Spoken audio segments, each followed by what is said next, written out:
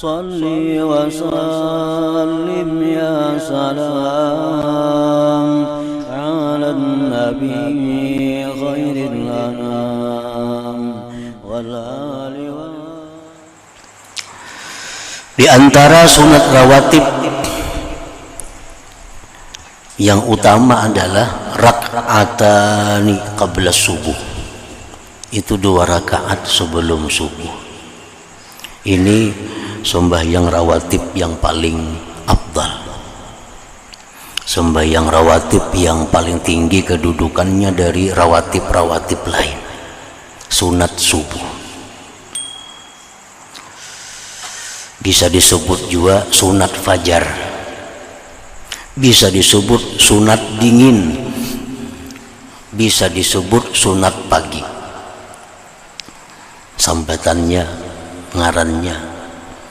Nah, lalu boleh kita niatnya usalli sunnatas subuh, usalli sunnatal fajri, usalli sunnatal bardi, usalli sunnatal ghadat. Boleh. Dan boleh pula dibuang sunatnya, langsung usalli subha rak'atain lillahi ta'ala, usallil fajra, aku sembahyang subuh 2 rakaat karena Allah. Boleh, tapi jangan dibuat fardu karena 2 kali subuh.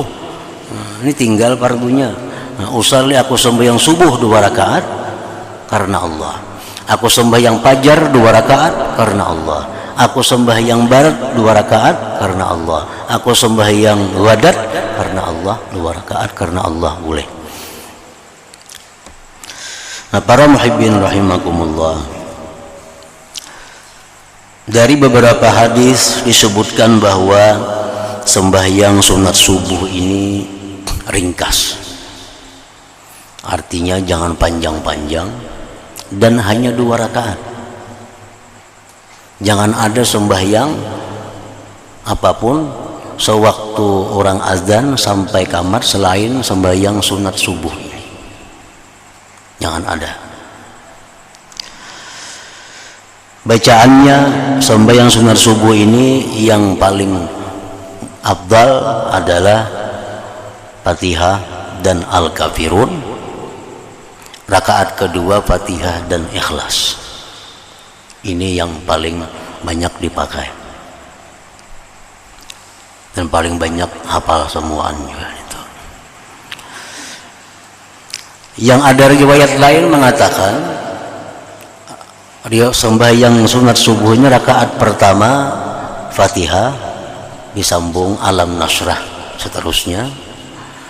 Rakaat kedua Fatihah disambung Alam Tara Kaifa seterusnya. Ada juga riwayat demikian. Nah, kemudian para ulama ada yang mengatakan baik dibaca kedua-duanya. Rakaat pertama Alam Nasrah, lalu Al-Kafirun kuliah. Rakaat kedua Alam Tara Kaifa, lalu Ikhlas qul huwallahu ahad. Jadi artinya kedua-duanya dimasukkan dalam sembahyang 2 rakaat subuh itu. Rasulullah Shallallahu Alaihi Wasallam menjelaskan tentang kelebihan sembahyang sunat subuh dalam banyak hadis. Di antaranya rak'atal fajri khairun minad dunya wa ma fiha. Hadis riwayat Muslim. Ujar beliau, 2 rakaat sembahyang sunat subuh itu pahalanya itu lebih baik daripada dunia dan isinya. Lebih baik dari dunia dan isinya. Karena pahalanya ini adalah kekal, sedangkan dunia dan isinya itu binasa, habis. Ada ulama yang menjelaskan bahwa maksudnya lebih baik dari dunia dan isinya itu adalah pahalanya lebih besar daripada kita memiliki dunia dan isinya lalu kita sedekahkan. Kita berisi dunia dan isinya kita sedekahkan, benar-benar pahalanya Nah, sembahyang 2 rakaat sunat subuh lebih besar dari pahala orang yang bersedekah dengan sedemikian tadi. Kita bersedekah 10 juta aja untuk masjid sudah ganal benar pahalanya. Apalagi bersedekah 1 miliar untuk masjid, makin ganal pahalanya. Ini bersedekah andai kata memiliki dunia seisinya disedekahkannya, tetap pahalanya lebih besar 2 rakaat sunat subuh itu. Seorang laki-laki datang dan bertanya kepada Rasulullah sallallahu alaihi wasallam, "Ya Rasulullah, dullani ala amalin yanfa'uni Allahu bih." Wahai Rasulullah, ajarkan kepadaku amalan yang bermanfaat untukku. Beliau menjawab, "Alaika bi rak'atail fajri fa inna fiha fadilah." Rawahu Tabarani. Jadi Nabi, amalan yang bermanfaat itu adalah lazimi. Nah, lazimi itu artinya laksanakan selalu tiap hari 2 rakaat sunat subuh, karena di situ ada fadilah, ada keutamaannya. Sampai-sampai sebagian ulama ada yang mengatakan bahwa sunat subuh ini hukumnya wajib. Imam Hasan Basri antara lain, beliau mengatakan sunat subuh itu wajib. Sebagian lagi dari golongan mazhab Hanafiyah, dari golongan Hanafiyah ada yang mengatakan sunat subuh itu wajib, karena dari mengekalinya Rasulullah dengan sembahyang sunat subuh ini. Artinya kalau sembahyang sunat yang lainnya Nabi itu bisa saja kadang-kadang beliau tidak melaksanakan, tapi kalau untuk sunat subuh beliau selalu melaksanakannya, sehingga mereka menganggap itu satu kewajiban bagi umatnya. Nah, bagi mazhab kita tetap hukumnya adalah sunat muakkadah, sunat yang mendekati dengan fardu. Rasulullah sallallahu alaihi wasallam bersabda, "La tada'ur raka'atain qabla salatil fajr fa inna fiha ar-raghaib." Rawahu Tabarani. Ujar Nabi, jangan kalian tinggalkan 2 rakaat sebelum subuh. Jangan tinggalkan 2 rakaat sunat subuh, karena di situ banyak mengandung hal-hal yang digemari. Artinya fadilatnya banyak, bukan hanya di dunia, bukan hanya di akhirat, di dunia pun diberikan Allah fadilat orang yang selalu melaksanakan sunat subuh ini. Para ulama mengatakan salah satu di antara faidahnya orang yang mengakali sembahyang sunat subuh itu idraru rizki, luas rezekinya. Nah, selalu mengalir rezekinya, sehingga orang ini kada pernah kesusahan dalam urusan rezeki. Tapi ini bagi orang yang selalu melaksanakan, kada balang kambingan, selalu, baik dalam keadaan musafir, baik dalam keadaan dia di benua, dalam keadaan di perjalanan, dalam keadaan di tempat mana, tetap selalu sembahyang sunat subuh 2 rakaat itu. Yang kedua, ujar para ulama mengatakan fadilatnya itu adalah fathu abwabil qabul, dibukanya pintu-pintu penerimaan, wa ijabatid da'wah, dan dikabulkannya doa.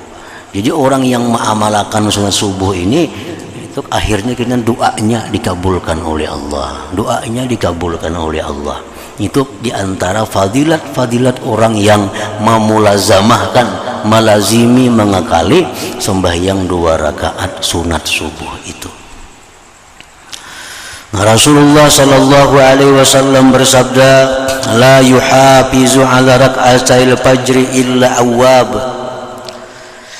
Ujar Nabi kita, tidak mengakali atas sembahyang 2 rakaat sunat subuh itu kecuali orang-orang yang awwab. Sebahagian pensyarah hadis menerjemahkan, menjelaskan awwab itu artinya orang yang diterima tobatnya oleh Allah Subhanahu wa taala.